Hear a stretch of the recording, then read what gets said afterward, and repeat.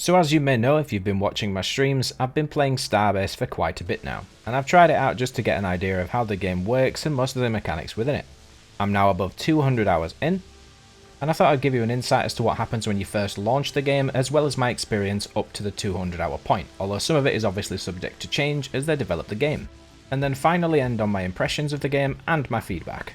Before I get into it, remember to subscribe, it only hurts for a minute, I promise. First thing I want to do is just show you how the game actually starts you off. You start on a catwalk facing the origin station, which is where every new player will spawn. And it leads you down with a tutorial to do the 3 basic starting jobs that allow you to use some of the game's tools and teaches you how to use them. You get taught how to do mining, repairs, and salvaging. Mining is very basic. Left click and right click with a pickaxe, unless you have a ship designed to mine with a laser. Left click will break off chunks of the asteroid, right click will break them into little pieces ready to be picked up either by you or the ship or collectors, but the latter is more advanced. Repairing is, I would say, the most difficult tutorial, only due to it requiring the use of the universal tool, or the U tool as it gets referred to most of the time. What it allows you to do is press the U button for the U tool, highlight areas of a blueprint or a ship, and then it allows you to use the build tool to basically print your repair. As in, if you're missing a panel, you can make that panel and then bolt it back on. There you go, you've repaired it. The salvaging job is fairly easy to understand, but it can require some basic understanding of ship structure, just so you have a better idea. If I cut here, then it will break off from there. And it all sort of makes more sense when you know ship structures, because you'll know how to dismantle it easier. Or you can just blow it up, which is very satisfying to watch.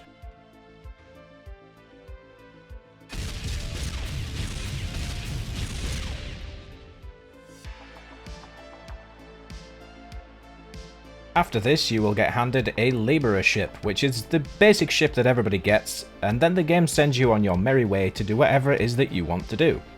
And up until that point, I was completely fine. But I did find the fact that there's only 3 tutorials and then you get let loose almost overwhelming. As the station, even just on its own, is absolutely massive. When you've just started and you're greeted with that view, you kind of just stand there and go, oh my god, what am I meant to do now? There's so much to go and explore. I spent probably about an hour just looking around, and while that might work for some people, I do think that there should be an optional tour tutorial just to show people around the station, what each bit's for, what you can do with them, and just generally show them around. But to sum up what I did after that, I just went out and went to the asteroid belt and mined a couple of times, bought some upgrades for my ship such as module or cargo crates to be able to haul more ore each trip, and another couple of thrusters so that my ship could actually move faster. And then I started saving up ore for my own ship, although this is where I ran into a slight bit of a snag. It turns out, as there is no shipbuilding tutorial as yet, I was unaware that durability was not an indicator of if the ship would work. As weight is actually a factor in this game, I did not know that the durability tool had a right click to show my new nemesis, stress. Both weight and thrust stresses the ship's beams and structure as a whole, so good beam design is key. The more weight you're carrying with your ship, and the more thrust you're actually pushing into the structure itself, the more stress you will get. And if you don't watch that and you end up getting too much stress, you'll hear a really loud snapping noise mid-flight and realise that half your ship's now in bits. General rule of thumb, if it starts to get really hot pink whitish colour, it's probably going to break and you need to sort out your beam structure. After my original labourer broke, I then bought the labourer 2, which comes with a few extra things like more crates and thrusters, and then I went to work on my own ship design. If you've seen my streams, you will have seen a couple of them by now. I started with the Franken ship, which was a disgusting basic test ship just to try out the designer. I then moved on to make the Gary, which was a huge mining ship but also very expensive and unwieldy. And then finally the design that I stuck with and I streamed the other day, the Miner B V1, which was kind of a slimmed down Gary with a better, less boxy design. The ship designer itself, however, can be frustrating. I'm not going to go into depth with this video though, as it really requires its own video or multiple videos. If you are new to this game, you will probably be kind of unsure of what you're doing for the first few hours of using it. It took me hours and hours, as I called it, banging beams together, learning how to use it. And even now I would hold my hands up and say, yeah, I probably still don't use certain tools properly, and it's partly due to the fact that there's no tutorial yet, and partly due to the fact that the tools are pretty complex to use together. And there's a lot of different pieces to put together, so you might think, oh, I can fit X and Y together and it will make Z, but the game will just go, nope, that's not how it works. Take triangle thrusters for an example. You would expect that on a square hardpoint, two triangles would fit together and work, yes? Wrong. They actually have to be slightly off-center, so it will look terrible if you do it that way. However, you can put them on a normal device hardpoint and they do actually snap together, and they will feed each other fuel and power, so you don't actually need 10 hardpoints for 10 triangles, which is kinda neat.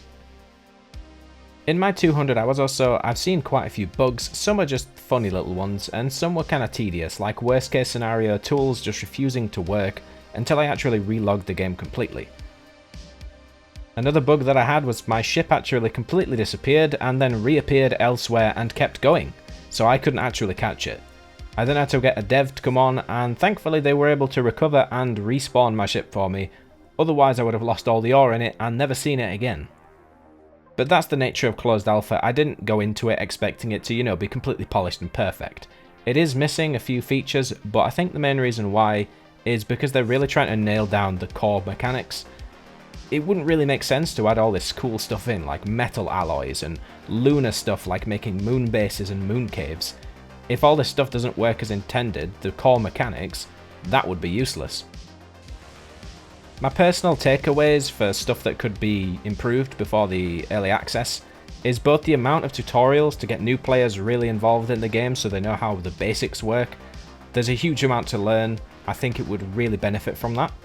As well as the UI needs to be overhauled in my opinion. It's very large and it only really works as a basic UI, and the reason why I say this is because if you look at it, when you want to sort out your ship inventory or station inventory, it's really hard to do this quickly because it's just one big long scroll wheel. You can obviously type in what you're wanting to look for, but personally I think you should be able to sort by ore in its own little UI tab, because trying to get rid of ore that you don't want currently on a mining trip requires manual one-by-one dragging. But moving on from UI, I think people that were upset that early access got delayed would have been even more upset if it wasn't. I think early access in December of 2019 would have been a bad thing for the game, as I only got in relatively recently, and I've seen bugs that have been annoying to work around, let alone letting in thousands of people for over a year. For them to find even more bugs, and potentially even exploits that were in the game at that time, as I've been told by, people who have been long-term testers there were exploits. It does, however, have a lot of potential, and I think that it could shape up to be one of those long-term games that will mature nicely over the development. If you were to ask me when early access was likely to be, I would probably say not before March of 2021. I'd be guessing at maybe April or at a push June, purely because it needs slight polish on current mechanics and optimization for early access. And there should be some new exciting features for, all players to be excited to try out when it does hit early access. Anyway, I hope this gave you some insight into the current state of the Starbase Alpha and looking at my first 200 hours of playing the game, and what you could be expecting once you get to try it yourself. And I will see you for the next one.